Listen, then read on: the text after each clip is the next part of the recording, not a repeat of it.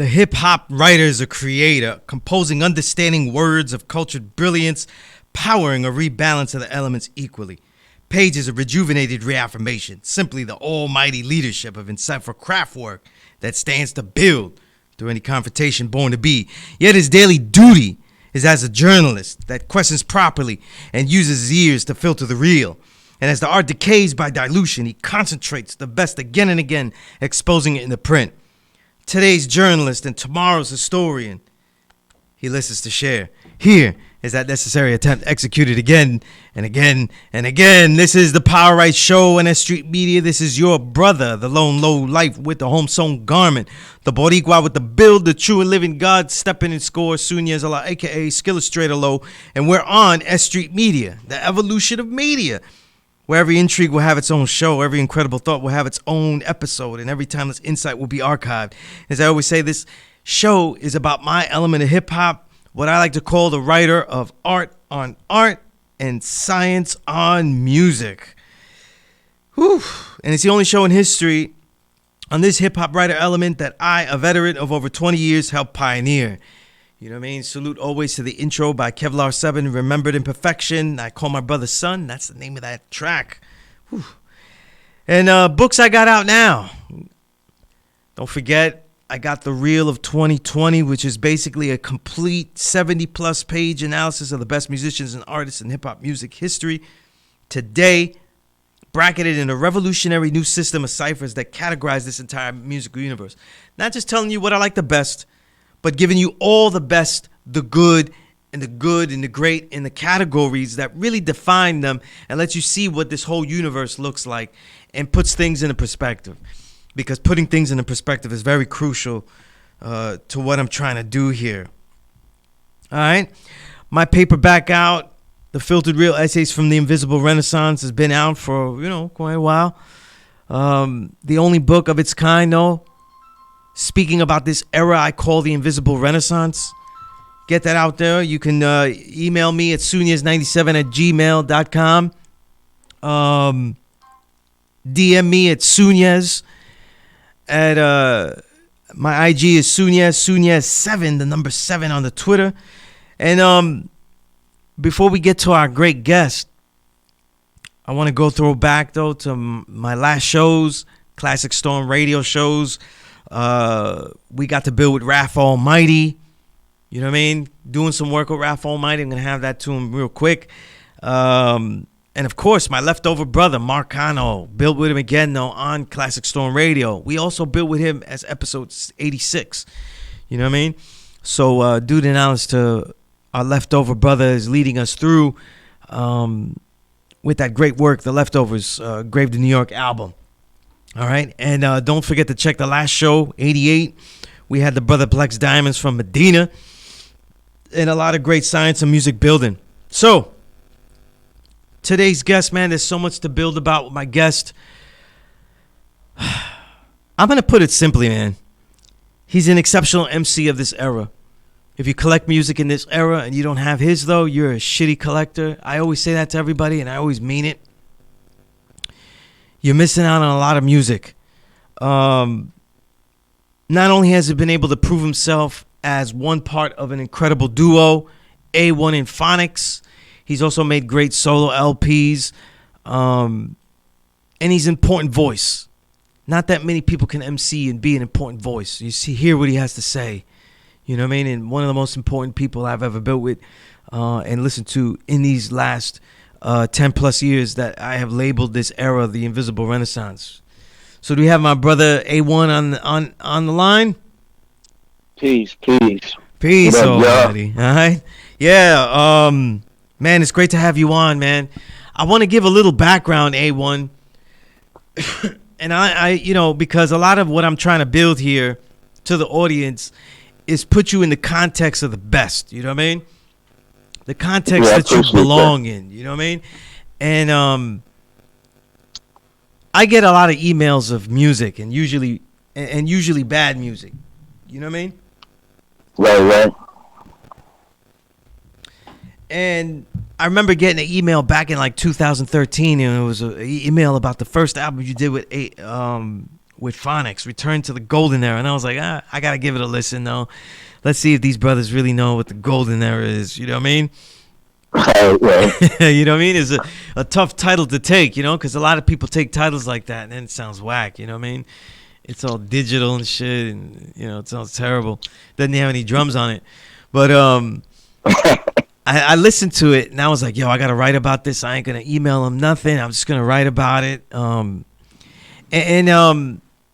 I guess I like, you know, the relationship of me building with you, and chronicling the great career of you in Phonics began there. You know what I mean? And it's one of the many reasons why I keep calling this era the Invisible Renaissance, because like these underground jewels that get unearthed, and you know they're shining everywhere, but so many people aren't seeing it that should see it, you know.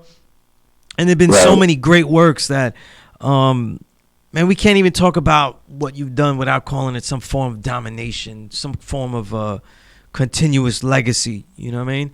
And it's just great work, you know, and it's been too long since we last built officially, you know what I mean, on the work, you know. So how you been building, man, you know, through all this quarantine stuff and adjusting? I know you have a new daughter, you know, newborn. Right. So that's peace, man. That's the ultimate right there. You know, so there's so many adjustments, you know. How's it been? Oh, first of all, I definitely appreciate all the kind words, brother. That's love. Definitely.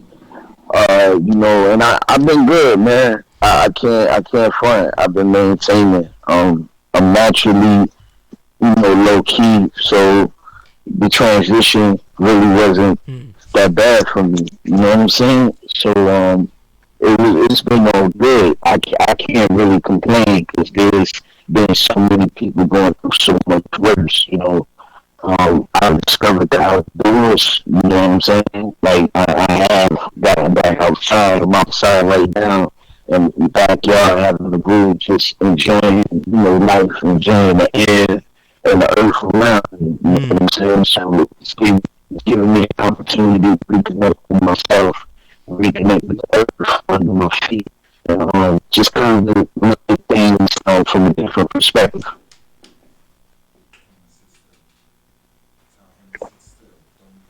Okay. Indeed. You know what I was thinking was with all the quarantine stuff and all the things that have been happening, the you know, riots, the police brutality, all the things that you addressed that we're gonna go into detail, right? Was there a need to rush this album? Because you know, Awon and Phonics albums, they don't seem to be rushed compared to the usual. You know what I mean? There's no obsession with flooding.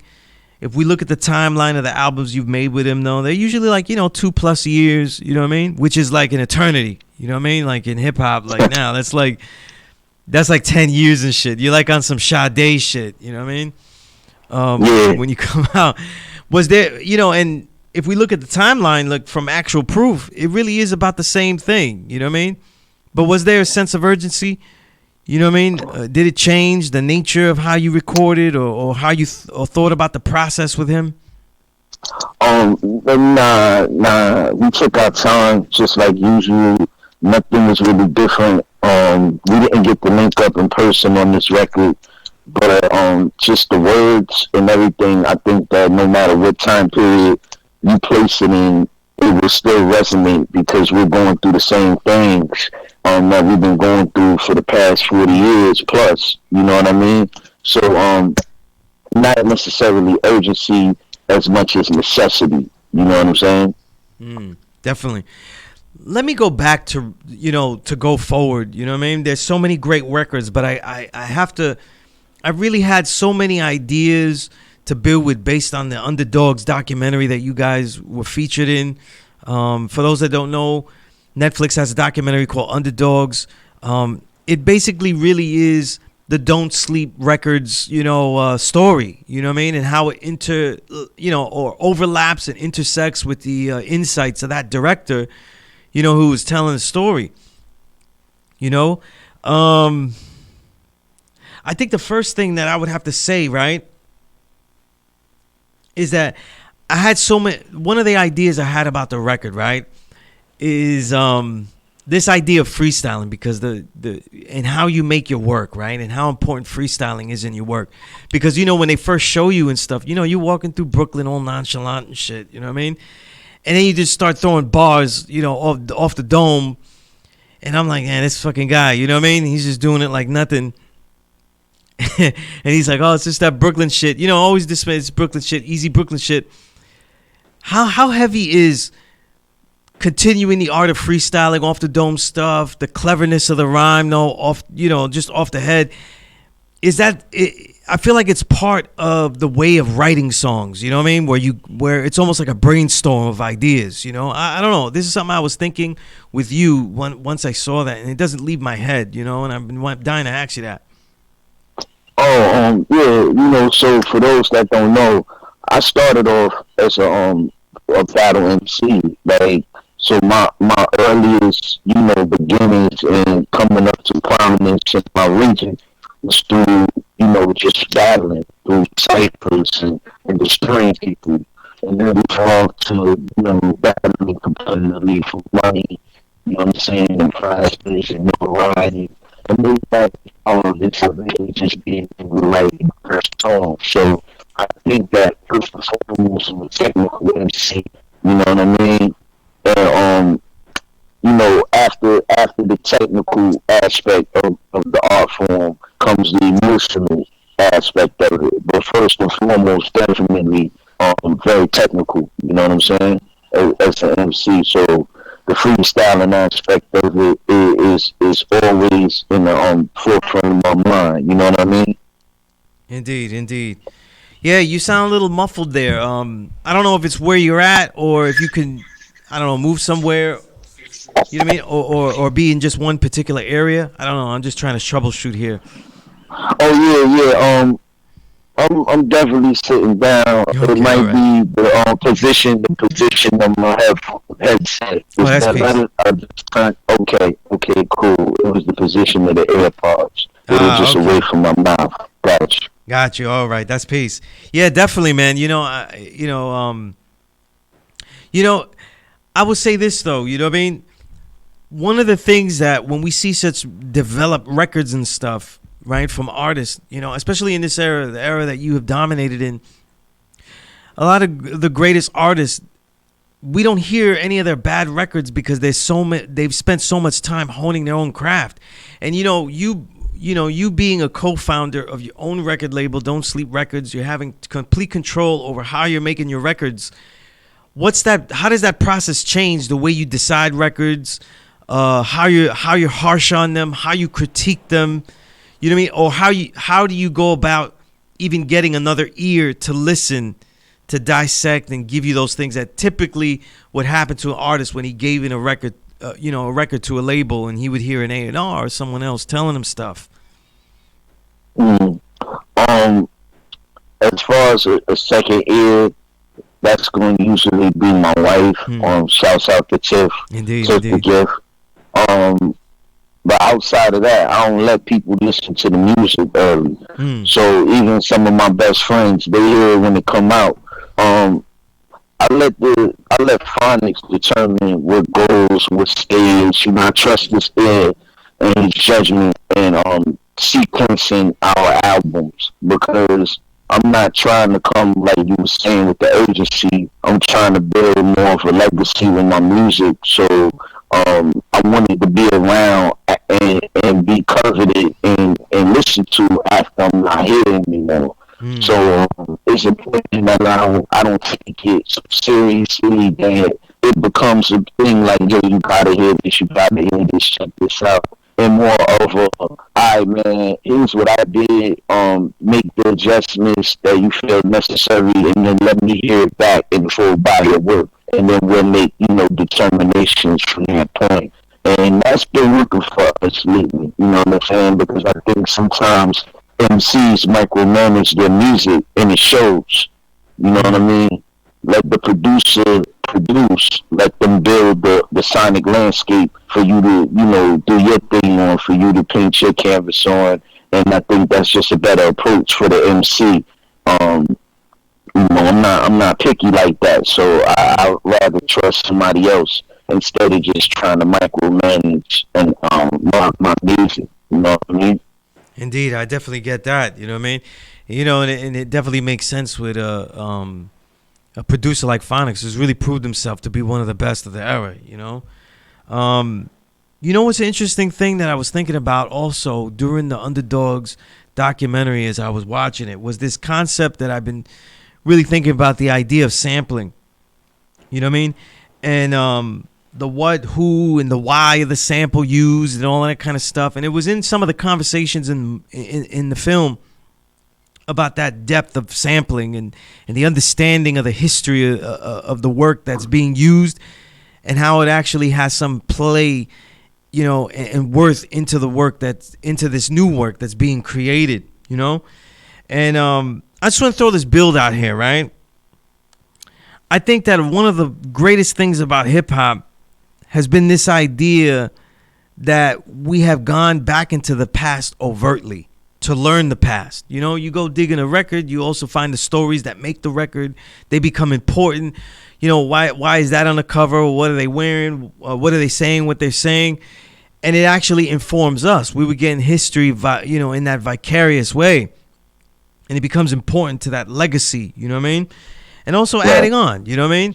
And I think one of the important things about the music and the music that you're doing with Awon and Phonics, though, is that it takes it to that level, though. You know, the lyrics you've been giving out these years, the ideas you've been giving out, it's kind of regenerated that idea of this music is in a continuum. You know, you even when you spoke right now, you talk about legacy, whereas most people would use the word branding. You know what I mean? You know, just an idea out there. Yeah. Yeah, well, you know, hip hop is a nostalgic art form. Mm-hmm. Hip hop is built off jazz, soul, and funk. So the whole aura, the whole essence of the culture is based in nostalgia.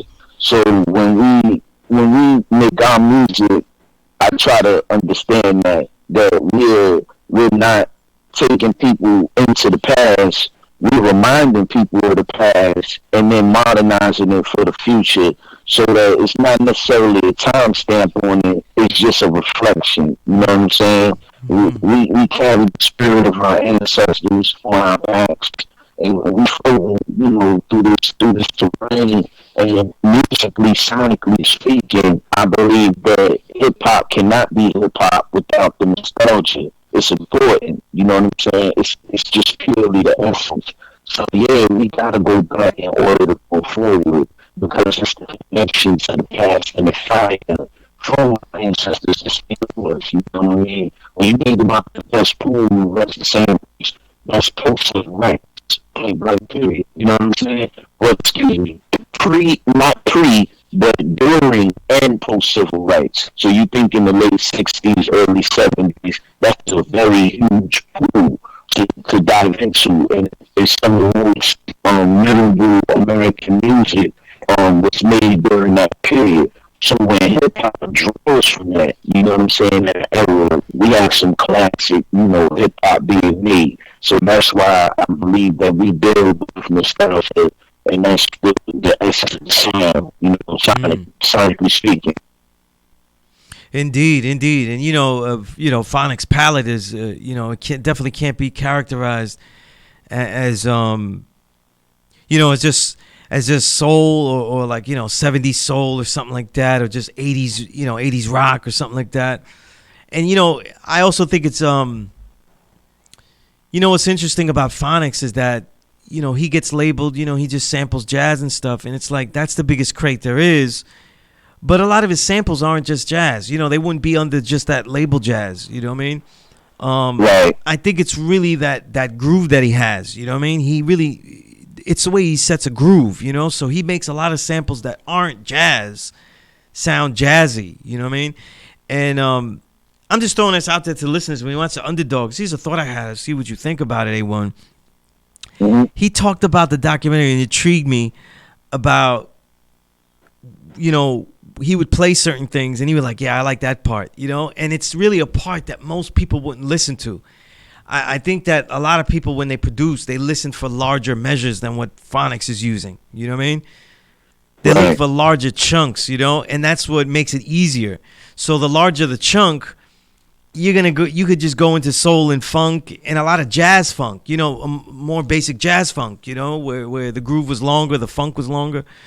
But it's what makes him interesting because I feel like his jewels are in the samples are really like accents, you know what I mean, that he amplifies. And what happens in that, this is my thought on it, because some of his samples I do identify. I have a decent, you know, upstanding jazz collection myself. I'd like to think. I don't know if I have. I don't have it as good as Phonics, I'm sure, but a lot of those samples, a lot of times he samples the accents that are actually a lot of those players' characterization, like their actual character. You know what I mean? And it's really intriguing. You know, like he'll sample like the end piece of something, and that's usually like a soloist, like, you know, punctuation and things like that. That last riff, that last little melody that really, you know, puts an asterisk and say that, you know, or a signature on something. And I think that's one of the jewels in his beats, you know what I mean? But I'm just throwing that out there, you know what I mean? Because I don't get to talk about Phonics too much. No doubt, Phonics is a monster, and a beautiful mind. Just his knowledge of music alone, I'm impressed. I'm impressed with the fact that he's willing to go and study and build and learn. You know, those are characteristics and traits of accountability. You know what I'm saying? He's accountable for his art. So I respect that, you know, wholeheartedly, because that's just being a man. And you know, a lot of young producers, they aren't accountable. They can't tell you what they sample. They don't even know. You know, they just take you whatever sounds okay to them, and that's how we get to the microwave music. But that's the whole other story. You know what I'm saying? I just think that, you know, it takes to educate yourself about the path that you choose. You know what I mean? If you're not knowledgeable of your path, then you don't really know where you're going. You know what I'm saying? So, you know, I salute the Phonics, man. I appreciate you highlighting that, you know, bringing that up. Indeed, indeed. You know, in your music, it's always very retrospective. You know, people use, I don't like, there's certain words people use like smooth and stuff. You know, what's interesting is that a lot of people have to take out the drums to make the type of music that you make, to get the vibe that you get MCing, and to get the vibe that you and Phonics really hit. A lot of people have to take out the drums today. They can't do it with the drums in there. Whereas you guys do it with the drums, and you make this great retrospective music. And I've always felt, because I was thinking that one of the reasons I probably relate a lot is because you have such a Brooklyn heart in you, but you're not in Brooklyn anymore, right? Right. I mean, I'm still in New York City. I'm still in one of the boroughs and shit. You know what I mean? But it still feels the same way. You know what I'm saying? Right. So it's like this always looking back, and then on top of it, there's also this like retrospective awe taking place as we listen, because there's always an awe in your lyrics that show that, like, yo, I found this brother in Phonics from a place I never thought I would find him. And I went to a place I never thought I would be when I was a kid. And we're making all this great music that actually honors where we're from and, you know, how it was. I just find that whole I hear it in almost all the songs, you know? Right. Well, you know, that would be the head of Medina. You know, that would be Fort Greene. Mm-hmm. And the timing, it's just all about timing. You know what I'm saying? I was born at 80, so I'm coming up and I'm gaining consciousness around 86, 85.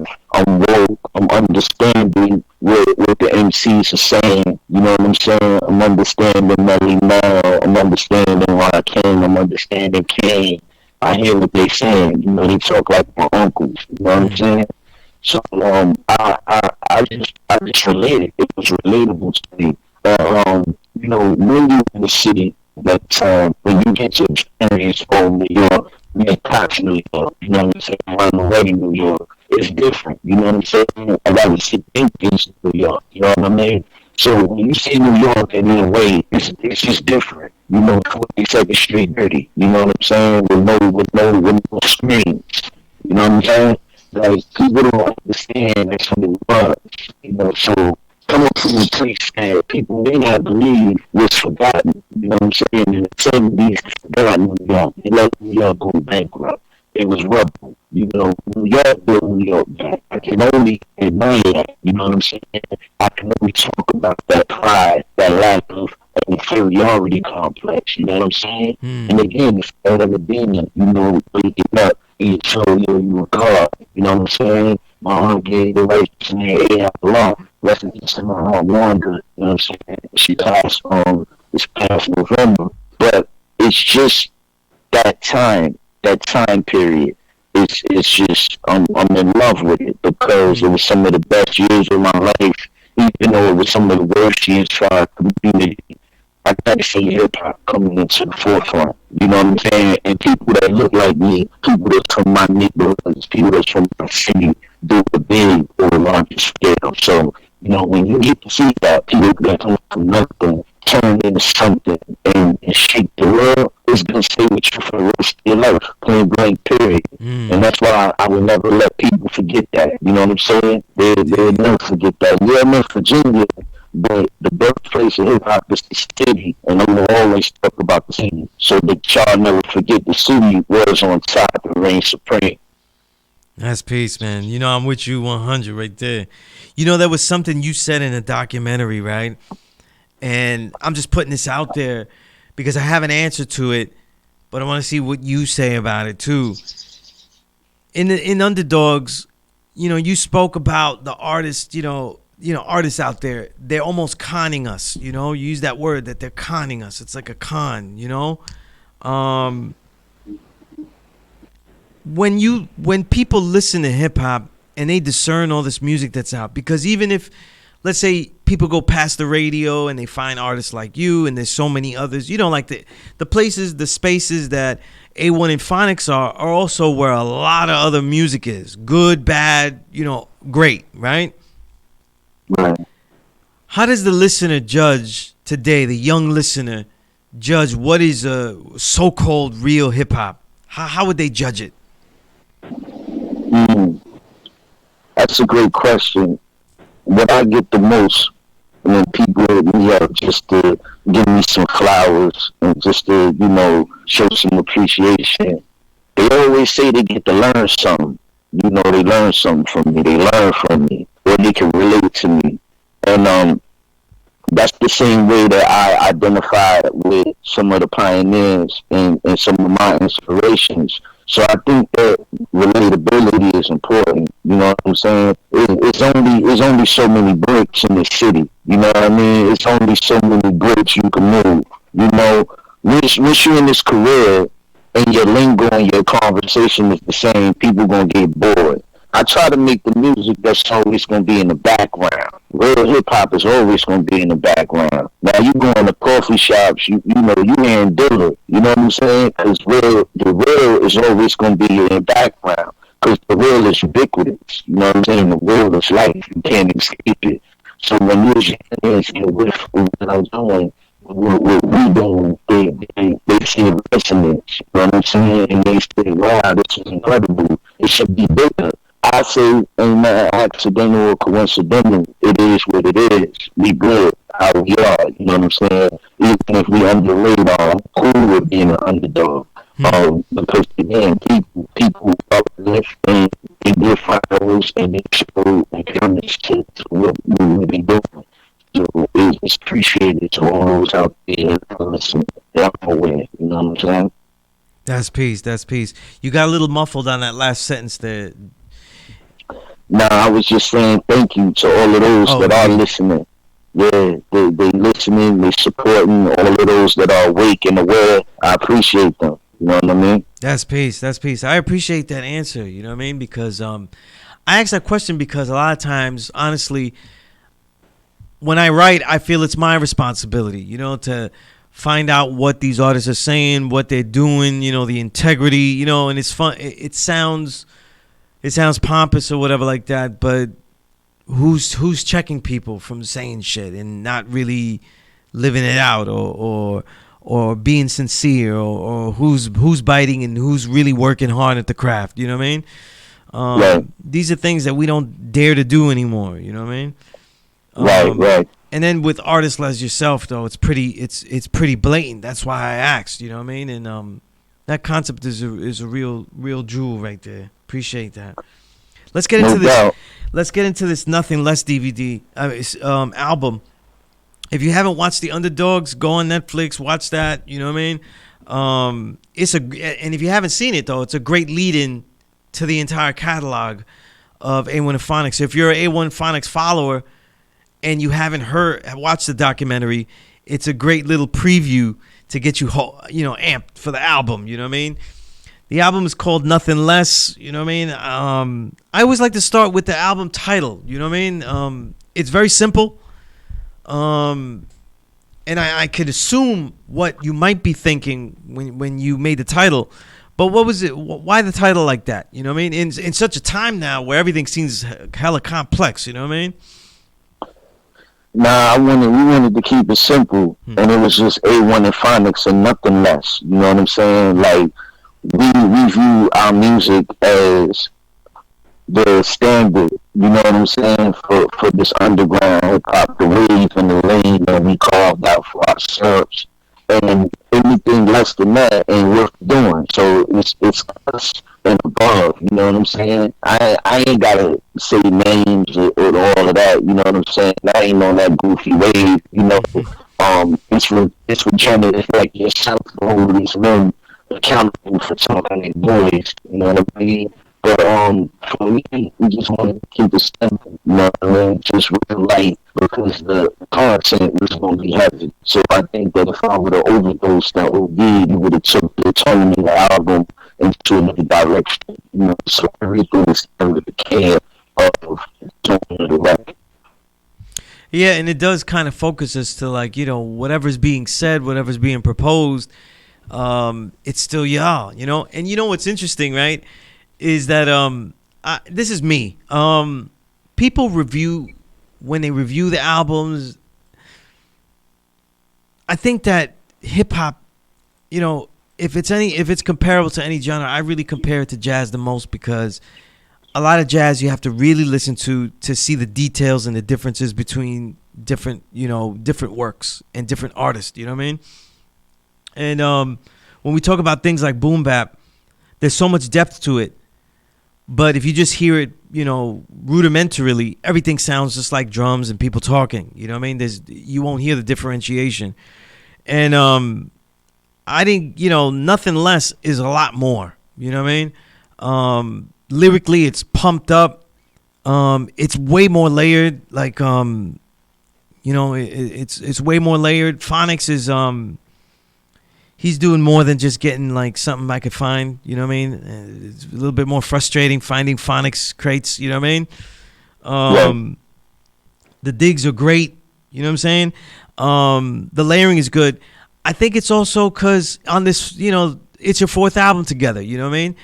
And there's a level of mastery, you know, there's such a fluidity between you two that people assume that it's just kind of the same old, but there's a lot of differences on this record. And it starts to me with Phonics, you know. I think his crates are even deeper on this one, you know. And I'm just judging that for what I know of jazz, you know what I mean? And what I've got, you know, you know. But and that's all I could do, you know. But you know, one thing to start about how you guys make records, right?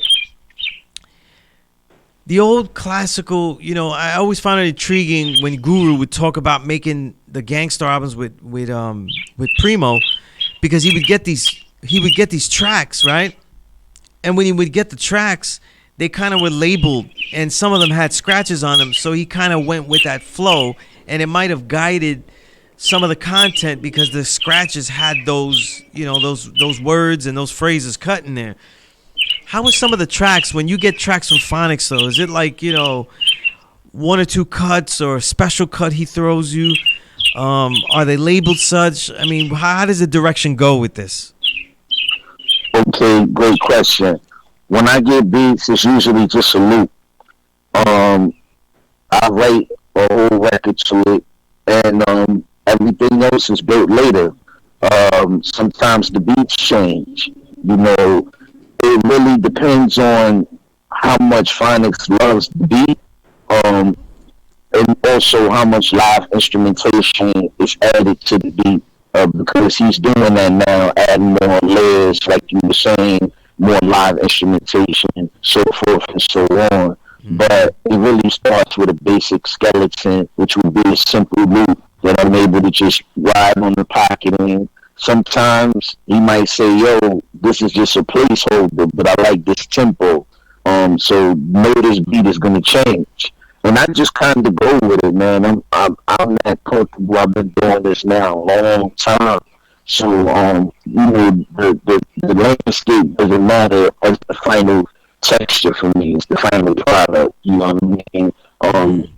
I'm hands on all the way throughout though. So, he'll send different variations and we'll decide together on the final composition. But, I trust him, I trust his process, and I'm speaking on the bars, and that's him speaking and paraphrasing the rhymes on the cuts. You see what I'm saying? That's Mm-hmm. him listening and then building back with me. You know what I mean? So that's what I appreciate. And same for all of the DJs. He even guys the DJs with some of the cuts like, I want you to use this Right, piece right. and this piece, and then they'll go and do that when we have the guests. Put it on the track. You know what I'm saying? You know, with all the things that were happening and stuff, right? And you start to make this album, it's really 10 songs with, with an instrumental, intro. Are you overloaded with all the things that you want to say? Is there like a massive checklist of all the shit you trying to say? And then are you looking and say, listen, I don't want to say all of this either. How are you funneling all of this? Because I'm telling you, right? It's a lot of hate. It's a lot of anger. It's a lot of shit going on. You know what I mean? And at the same time, though, it's a lot of positivity that you want to share as well that comes across on the record. How are you balancing all this? Because really, some of the concepts and the ideas that you put on this record could have went on for 3 hours. You know what I mean? Right. Right. I do that by just trying to get the most potent lines and say the most valuable things. So I might go and toil with a rhyme for hours and hours, and sometimes I might just write it fluid straight through in one sitting, just a Mm. few minutes. But I take the greatest care in what I'm saying and how I'm saying it so that I can touch someone at the lowest level. You know what I mean? I have experience. I've been living longer. But I also want to touch somebody that's lived half my experience. You know what I'm saying? Mm-hmm. And even if I touch babies and kids, I want to be able to touch them. So for me, it's more that how can I make my message not go over the head to people that need to hear it? You know what I'm saying? So that's Right. what I spend the most time on, and I condense it into something that's palatable, that's not too bitter, not too sweet, not too salty. You know what I'm saying? It's like baby beans porridge. You can eat it. It's just right. You know what I'm saying? So Right. that's what I try to do so that it's not too preachy and people walk away for it. I want you to absorb it. You know what I'm saying? I want you to not even know that you're getting jokes and you get them and start reciting them and the kids are bringing them to the parents like Bird was saying and then that creates conversation. So it's about creating conversation and dialogue through dialogue is digestion. Right, right. You're a little muffled on that last bit right there. Pardon me. I was just saying, for me, it's about creating dialogue that's digestible. You know what I mean? Mm-hmm. With digestible content, so at any level. So that's how we condense it. We left off about 5 tracks off of that joint, Right, because just to create the most potent package. Because you had said, I remember you had said on the IG, we left off a hefty chunk of what we recorded to come up with a track listing that feels great. So I guess that's a formula of what makes it feels great, you know? Do you ever have ideas of releasing tracks that get left over? Or do they just become like fodder to strip down lines and take away the best lines and use them for future songs? You know what I mean? They become both. They become both. We keep things in the chamber, and maybe it's not for this time period. Maybe it fits better in another instance, in another time. Maybe it fits better on another project with another body of songs. And maybe we just strip it down like a car and use it for parts. You know, but either way, we try to recycle, utilize all of our content, but just do it at the right time. It's too much to put everything out. That's like, you know what I'm saying? That's like counting all your chickens before they hatch. You know what I'm saying? So, you know, if everybody would have gone in, that's just 100%, you know, like accurate at every dart that you throw. So, in order to even have at least optimal efficiency, you have to retain some of your heat and not throw everything out there, because what happens when the thing dries up? You know what I'm saying? So, we do it purposely, you know, so that we can utilize it later. That's definitely a piece. Let's go through some of these songs here. You know what I mean? The first one, the lead off song with Master Ace, Everlasting Game. You know what I mean? What a great way to lead off the album. Here you had a lot of real, you know, I thought a lot of the theme in the album too is the idea of the hustle of adaptation. You know what I mean? Survival, adaptation. That the only way to actually get to the point of thriving, though, is to adapt. You know, I had some great lines. I mastered my pain for a positive change. You know what I mean? And I took that even as a double entendre. You know, the change for changing the environment, but also change for that money. You know what I mean? Just great lines. You know what I mean? Was this the idea when you decided, when you got Master Ace? You know, how did you pitch it to him? Like, what song you were gonna make with him? Initially he was sent the beat for Sunshine, that features Blue on it. But okay. He opted for the Everlasting Game joint after hearing the beat of my verse. And I'm glad that he did.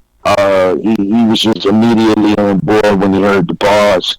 I approached my verse, you know, paying homage to him, using space, kind of laid back in the pocket. You know, he delivered in a way that I wasn't expecting.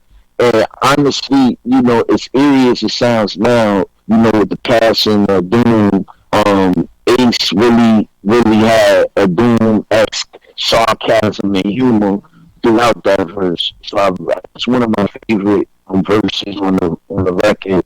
And I appreciate being able to collaborate with him and a model of independence over the years. He has an amazing career in the past.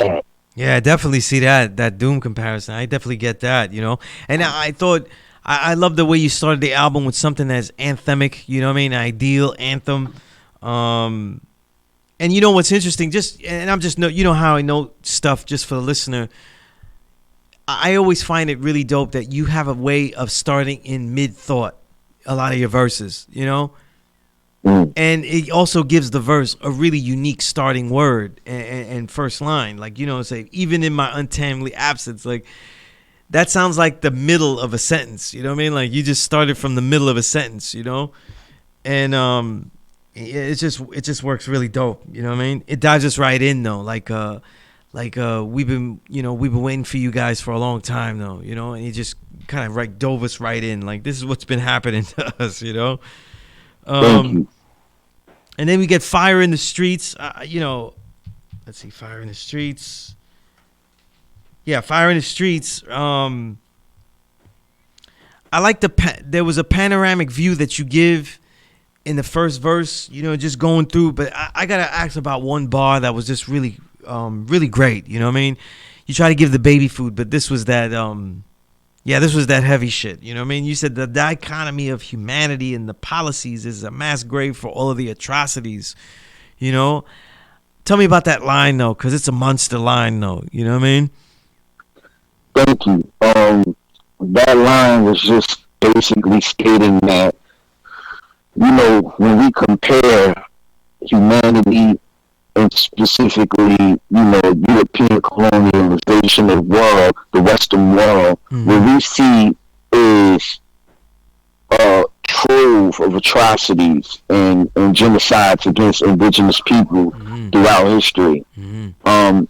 Now we have to come to terms with that pain and that grief and still come together in order to make it today. You know what I'm saying? And you have to be cognizant and aware of everything that has happened to even understand why today people are afraid of the inevitable, which is, the Western world becoming dominated and, basically populated majority with people, living in the diaspora, you know what I'm saying, and indigenous peoples.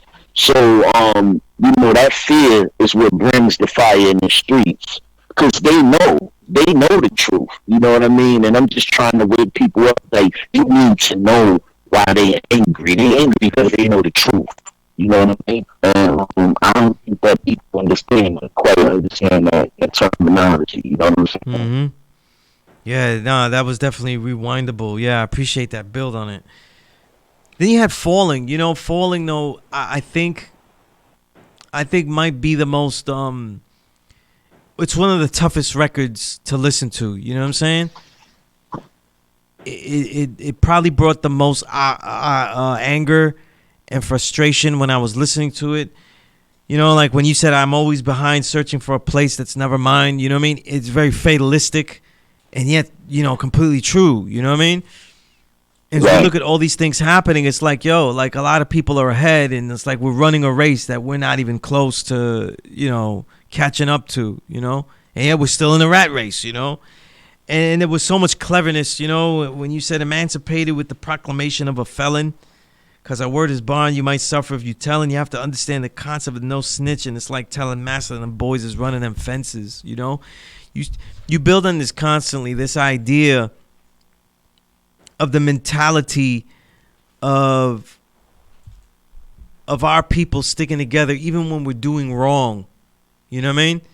Because there might be in this world that we're oppressed in, not every wrong is a wrong. A lot of wrongs have some right in them. You know what I mean? This is kind of a concept that you build on a lot in the album. You know what I mean? Right. Well, that bill was just basically letting people understand that everything that you see in the man of color that's being groomed from the school to prison pipeline, you know what I'm saying? That's being groomed to go into the prison industrial complex and being targeted, every single day. When I say emancipated with the proclamation of a felon, it's how our children become adults in the eyes of the law. You know what I'm saying? And you're emancipated, as a monster and as an adult on sight in the eyes of the law. You know what I mean? And we know that, so subconsciously we don't snitch even when we're doing wrong, because we already know that we wrong just for being. You know what I'm saying? So it's a hell of a weight to carry on your shoulders when you know that you're a target just for being and existing. You know what I'm saying? You're a threat for existing. That's crazy, but that's something that we all learn at an early age. Yeah. I appreciate that answer.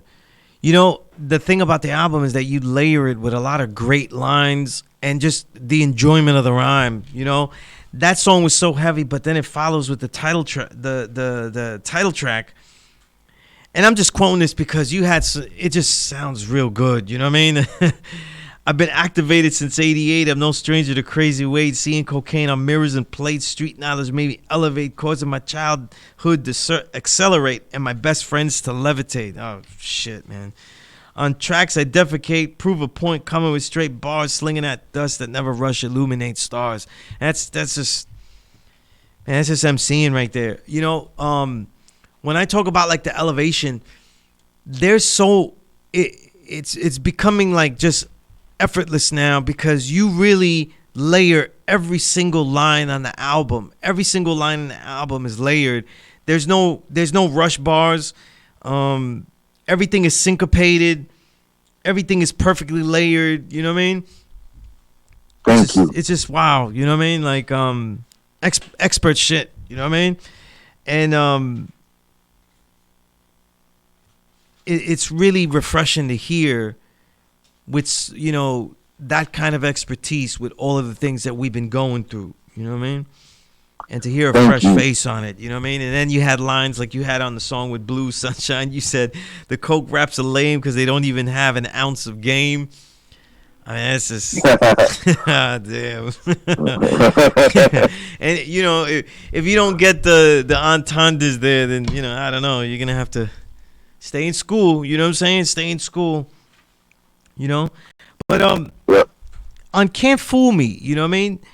I love these lines here because you have a way of throwing in an insight that you later expound on much more and when, but you have a way of throwing ideas.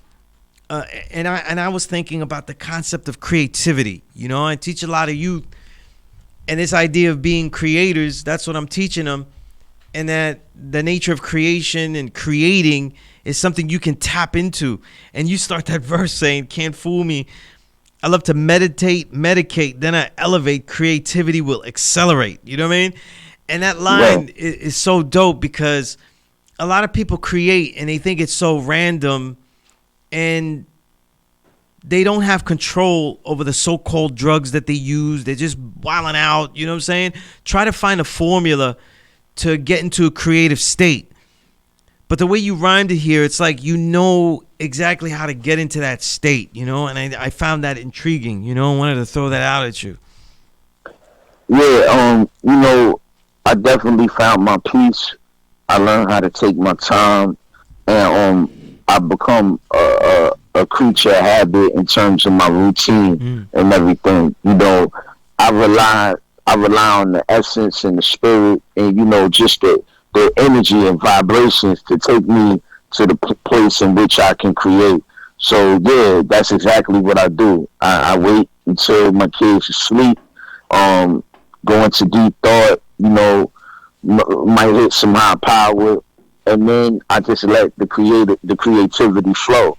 You know what I'm saying? To come from the stream of consciousness, because I love to rhyme with complete thoughts. So the only way to really gain complete thoughts that are untampered and untethered is to rhyme from a stream of consciousness. You know what I'm saying?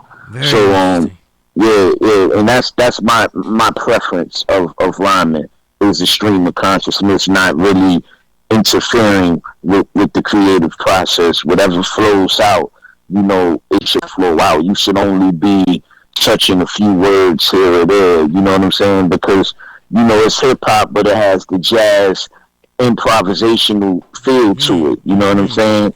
So that's definitely my process right there. Yeah, that's intriguing because it still comes out with a song structure. I find that amazing. You know what I mean? And then Golden Era Vandals. I'm mentioning that for the listener, because sometimes. Awon, you're an MC that makes a lot of the difficult stuff in MCing look very easy. You know what I'm saying? So it looks like it's nothing, like nothing's happening.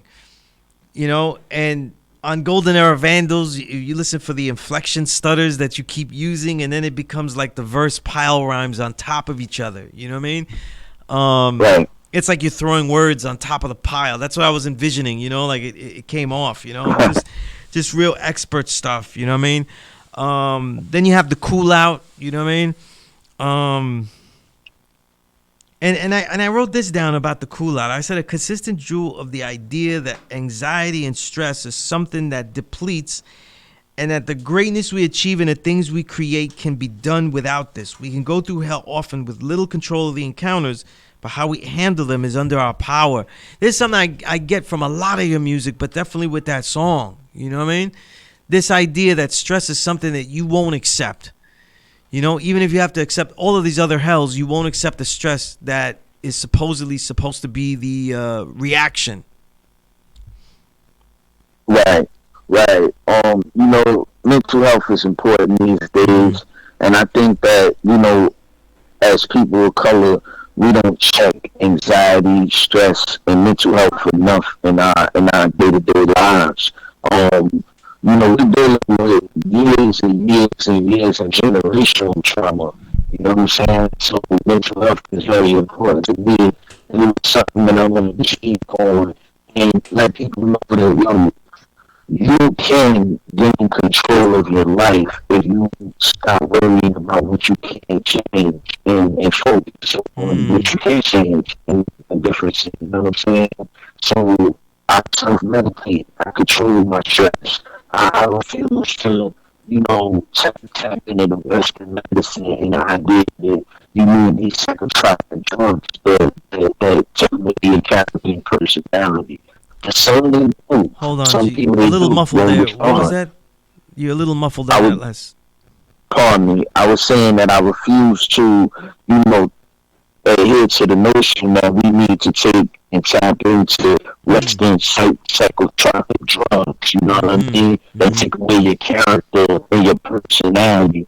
Some people do need to be medicated. Some things are beyond the individual's control.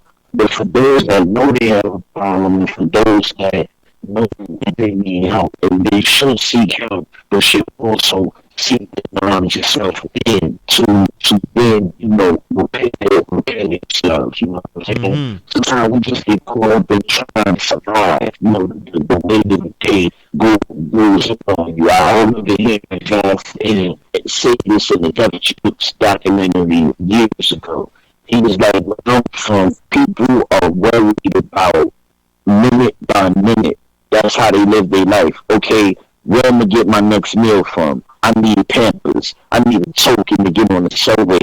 It's people that are literally living like that. I gotta pay my phone bill. Oh man, I ain't got no food. I gotta get food now. People go through the 24-hour cycle surviving. That's not a Mm-hmm. life. You know, Mm-hmm. humanity is supposed to thrive. So I tell anybody, seek help from within and really find out what's ailing you and do away with it, control it. Mm. That's why I made the record I because appreciate you that know answer. yeah, Indeed. yeah, no doubt, no Indeed. doubt.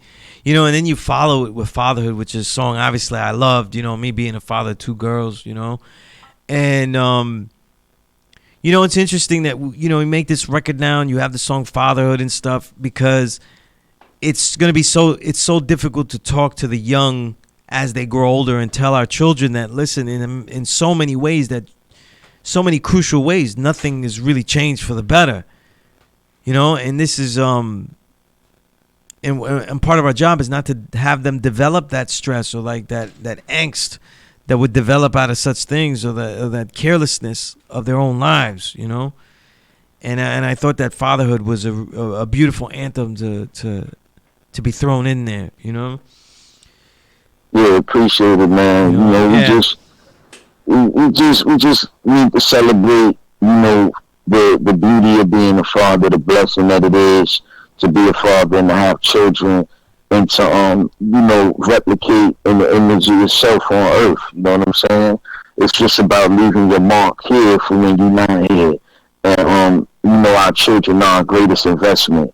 So I just wanted to highlight that for those that needed to hear it, Mhm. and Mhm. also to give flowers to all of the fathers that are doing it every day because that's something that is overlooked in our communities. Mhm. And you know, lastly, we have When, and that song is as powerful as the way it's placed and all the expectations of it being placed at the end. So many things you said, but they're so well explained. You know what I mean? I really feel personally that this. Um, I'm not asking you about it because it's so well thought out, these lyrics, you know. It's not that there's silence for black on black violence. You said the movement ain't all one inclusive or exclusive. The one issue when bullets fly and hit melanated tissue that the stats thrown out ain't official.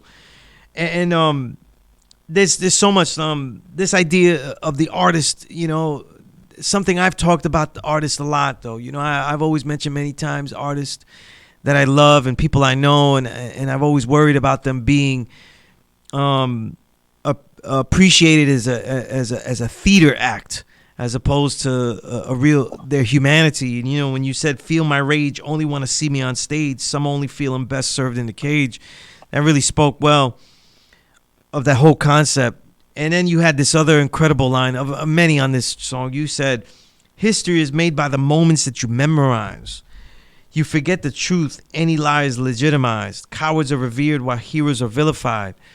It's so intriguing to me because, as a teacher,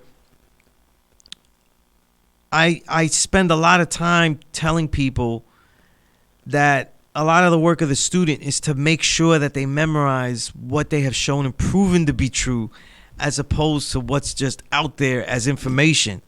Because people tend to memorize the wrong thing, what sticks in their head. You know what I mean?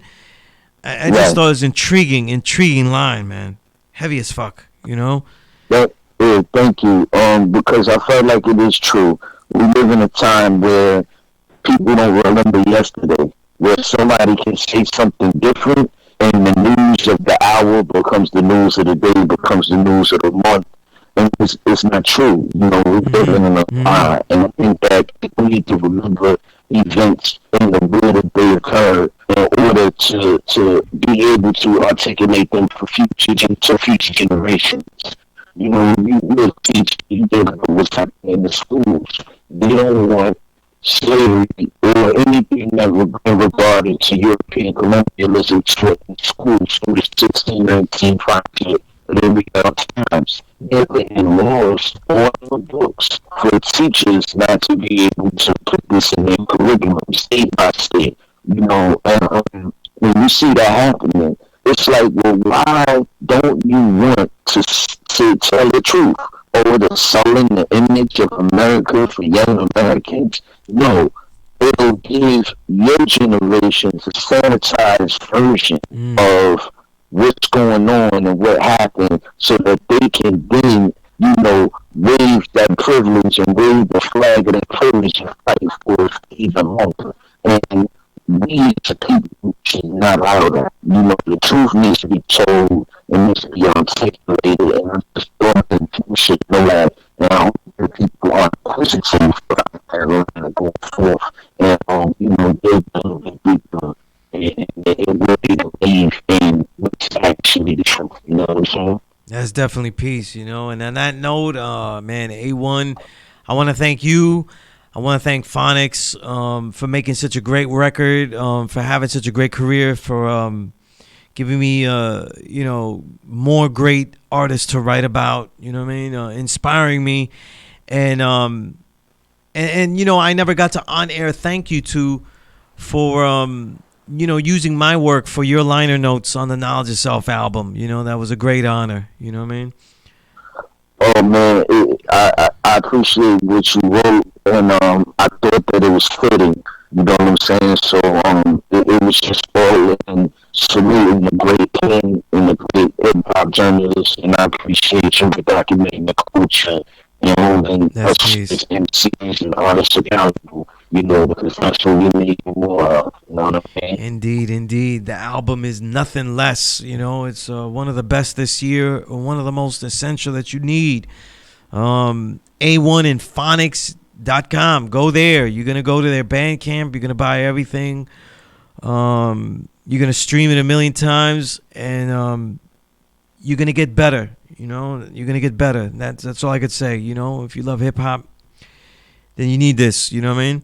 A1, an MC that is getting better and better with every record. And as he just told you, it's not pressure. It's just his way of life. He's going to get better. Constant elevation. You know what I mean? A1, I want to thank you, man. Brother, you always inspire. I love the way you represent BK, Medina. You know what I mean? And hip-hop in general, man. And thank you for this, and definitely got to have more conversations more regularly on your works. You know what I mean? Definitely. Indeed. So that's it for this episode. Until next time, there'll be a lot more stories to tell, writings to recite, and records to rewind and reminisce. For my guest, the incredible Awon, and myself, I'm your host, Sunez. And as always, the Power Right Show is a never respect fake broadcast. Peace.